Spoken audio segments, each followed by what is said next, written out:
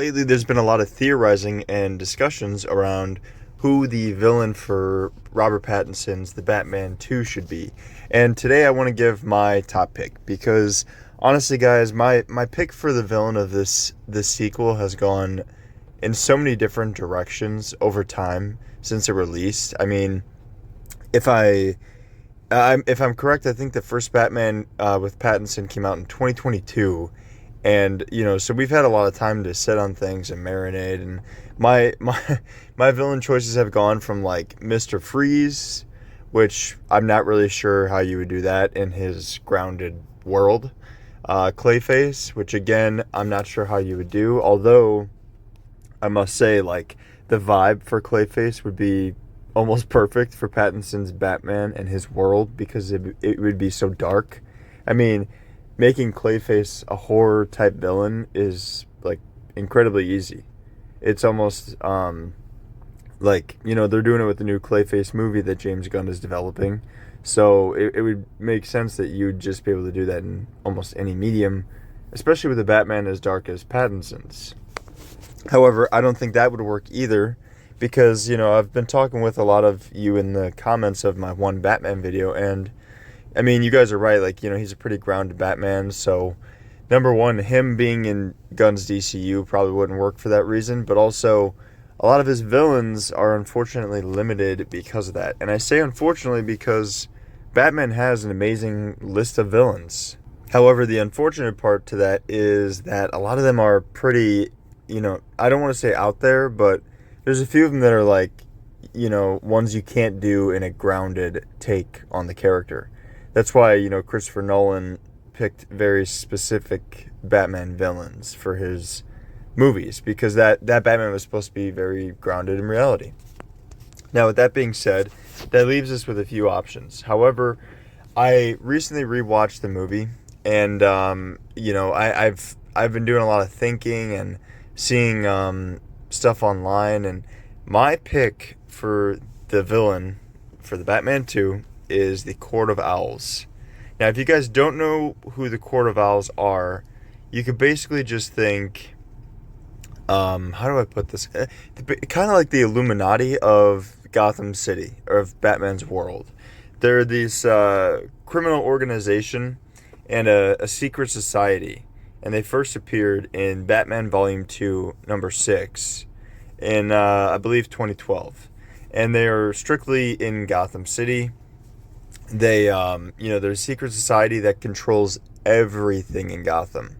And I picked this because, upon rewatching The Batman, there is multiple scenes in that movie where he's trying to hunt down, like, who the rat is, or, he's trying to figure out, like, who Riddler is, why he's picking the victims, and what all the mystery is behind that, as you guys know. I'm not going to explain the whole movie, but you know what I'm trying to say. So when he's doing that, though, there's multiple people that tell him, this is a lot deeper than you think it is. This goes a lot further than you could ever imagine. And he's asking about, there's another scene where, the councilman's afraid to talk, even with a bomb on his neck. And, Batman goes up to the police chief, and he's like, what was he so afraid of? You?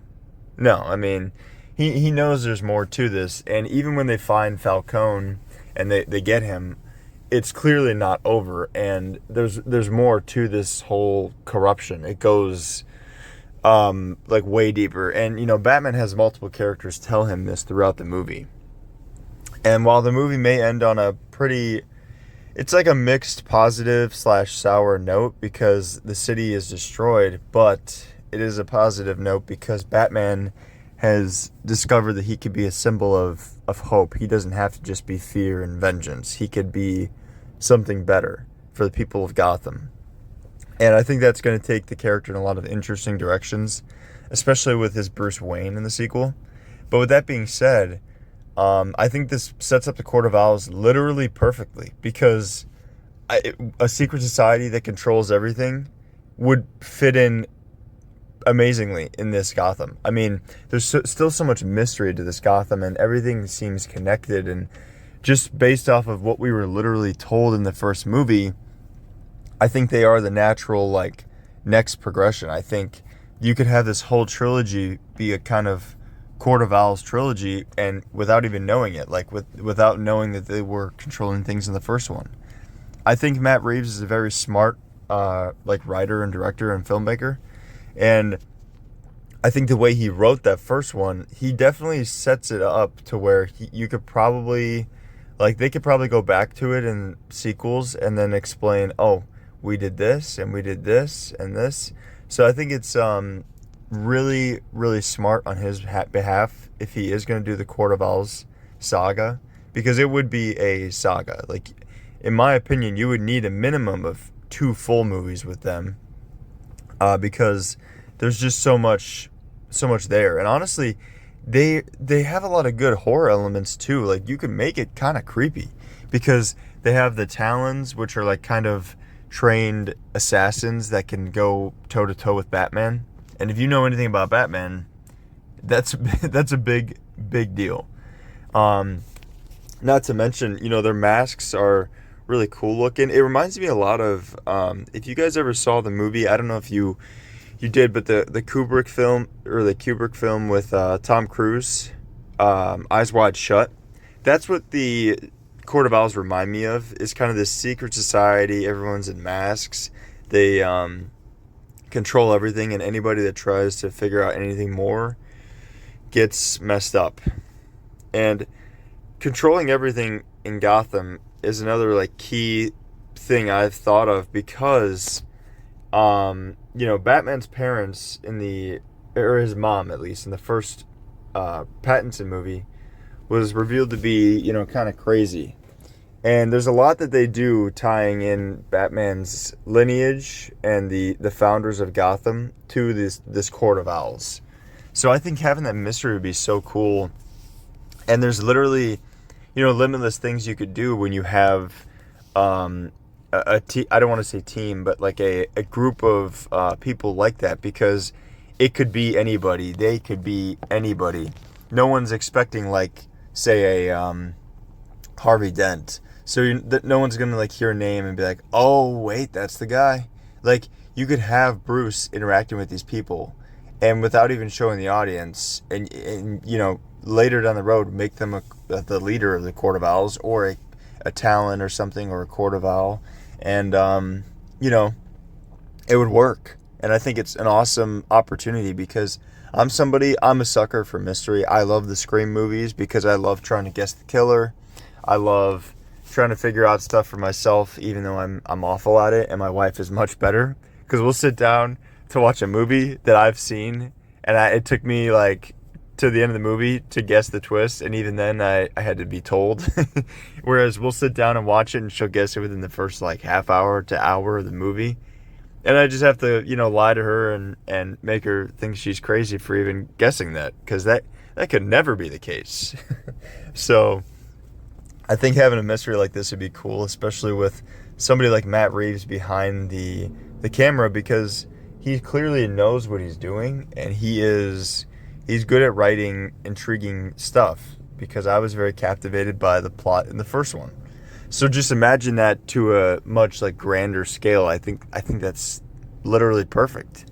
So yeah, I think this villain Chance has a lot of possibilities and a lot of opportunity in this universe. Let me know if you guys agree down below, because this is just something, to my knowledge, there hasn't really been any recent discussion on this. I think I saw an article in 2024 from Reeves, but there hasn't been any real discussion on it in a bit. So I'm not saying there's a lot of like, what's the word? I guess like gravity to this possibility, or even real chance to it. But I do think it's an interesting choice, and I think that it would be probably the best choice, honestly, because like I said, when you're picking a villain for Pattinson specifically, you're limited, and you kind of have to change some things around. Whereas with other Batmen, you can kind of go buck wild and do whatever you want.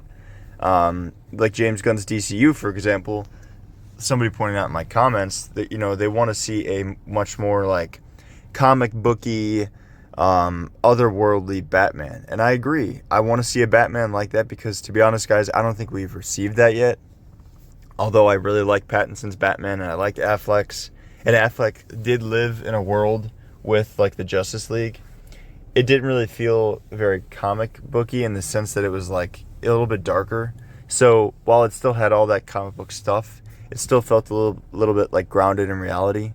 Whereas I want to see a Batman just like straight out of like a crazy cartoon or like a comic book, and I just want to see him do, amazing human feats that a human really shouldn't be able to do, but he does because he's Batman. So I'm excited for the future of the character, no matter what.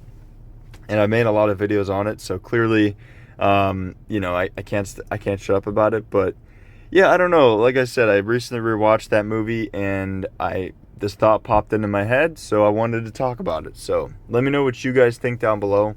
If you guys have a better villain, let me know, because like I said, I did list a few that I kind of wanted to see, but I'm not quite sure how they would work. So if you have a better way to make it work, please do let me know. And if you stuck around this long and listened, I do appreciate it. I hope you enjoyed what I had to say, and I will see you guys in the next one.